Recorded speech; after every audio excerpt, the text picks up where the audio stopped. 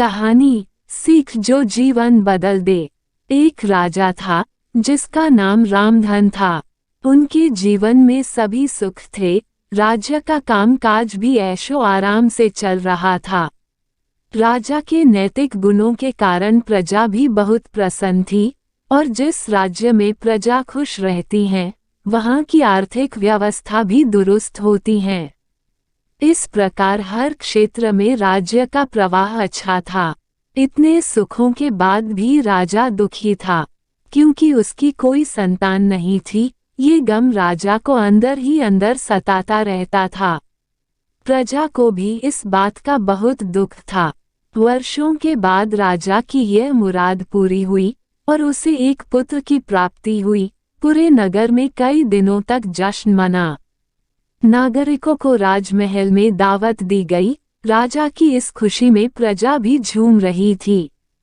समय बीतता जा रहा था। राजकुमार का नाम नंदन सिंह रखा गया।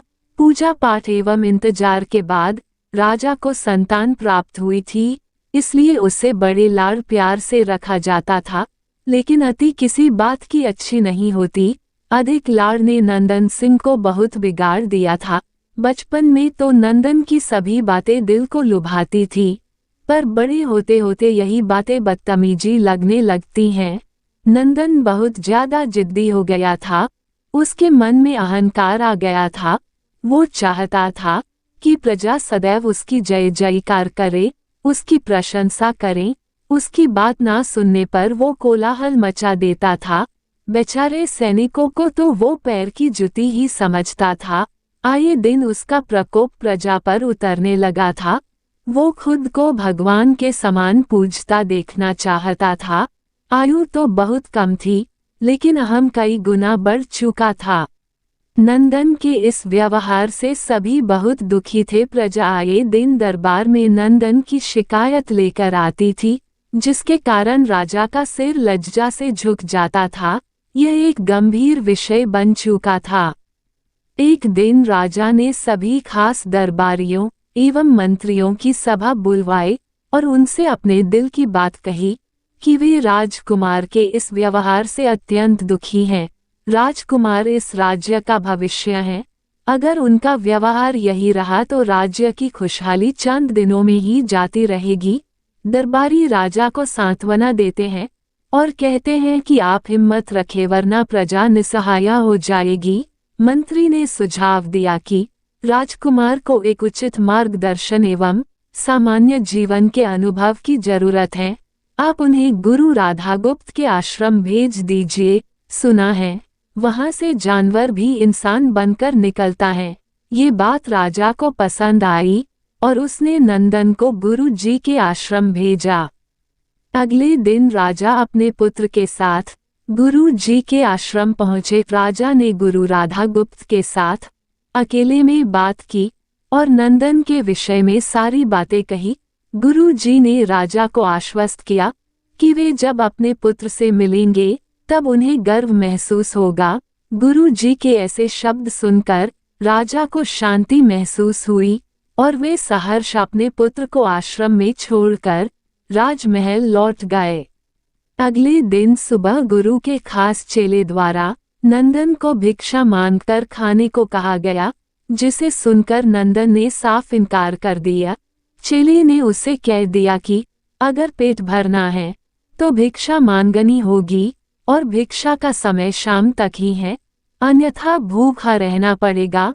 नंदन ने अपनी अकड़ में चेले की बात नहीं मानी और शाम होते होते उसे भूख लगने लगी, लेकिन उसे खाने को नहीं मिला।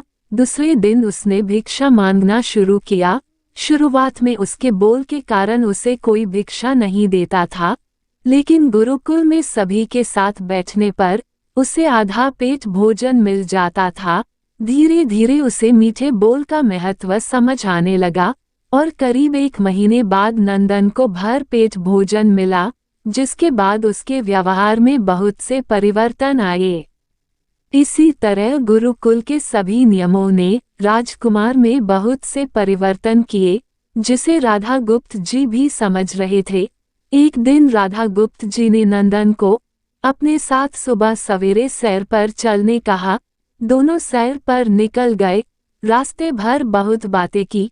गुरुजी ने नंदन से कहा कि तुम बहुत बुद्धिमान हो और तुम में बहुत अधिक ऊर्जा है, जिसका तुम्हें सही दिशा में उपयोग करना आना चाहिए।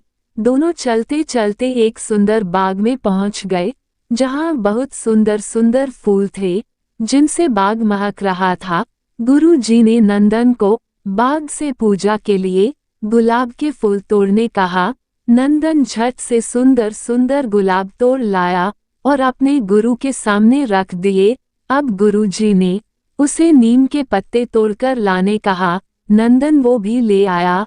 अब गुरुजी ने उसे एक गुलाब सूंघने दिया और कहा, बताओ कैसा लगता है। नंदन ने गुलाब सूंघा और गुलाब की बहुत तारीफ की।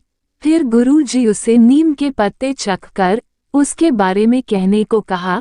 जैसे ही नंदन ने नीम के पत्ते खाए, उसका मुंह कड़वा हो गया और उसने उसकी बहुत निंदा की और फिर इधर उधर पीने का पानी ढूंढने लगा। नंदन की ये दशा देख गुरुजी मुस्कुरा रहे थे। पानी पीने के बाद नंदन को राहत मिली। फिर उसने गुरुजी से हंसने का कारण पूछा। तब गुरुजी ने उससे कहा कि जब तुमने गुलाब का फूल सूंघा तो तुम्हें उसकी खुशबू बहुत अच्छी लगी और तुमने उसकी तारीफ की, लेकिन जब तुमने नीम की पत्तियां खाई तो तुम्हें वो कड़वी लगी और तुमने उसे थूक दिया और उसकी निंदा भी की। गुरुजी ने नंदन को समझाया, जिस प्रकार तुम्हें जो अच्छा लगता है तुम उसकी तारीफ करते हो, उसी प्रकार प्रजा भी जिसमें गुण होते हैं उसकी प्रशंसा करती है। अगर तुम उनके साथ दुर्व्यवहार करोगे और उनसे प्रशंसा की उम्मीद करोगे तो वे ये कभी दिल से नहीं कर पाएंगे। इस प्रकार जहाँ गुण होते हैं वहाँ प्रशंसा होती है। नंदन को सभी बातें विस्तार से समझ आ जाती हैं और वो अपने महल लौट जाता है। नंदन में बहुत परिवर्तन आता है और वो बाद में एक सफल राजा बनता है। कहानी की शिक्षा। गुरु की सीख ने नंदन का जीवन ही बदल दिया। वो एक क्रूर राजकुमार से एक न्यायप्रिय दयालु राजा बन गया। इस कहानी से हमें यही शिक्षा मिलती है कि हम में गुण होंगे तो लोग हमें हमेशा पसंद करेंगे, लेकिन अगर हम अवगुणी हैं तो हमें प्रशंसा कभी नहीं मिल सकती। धन्यवाद।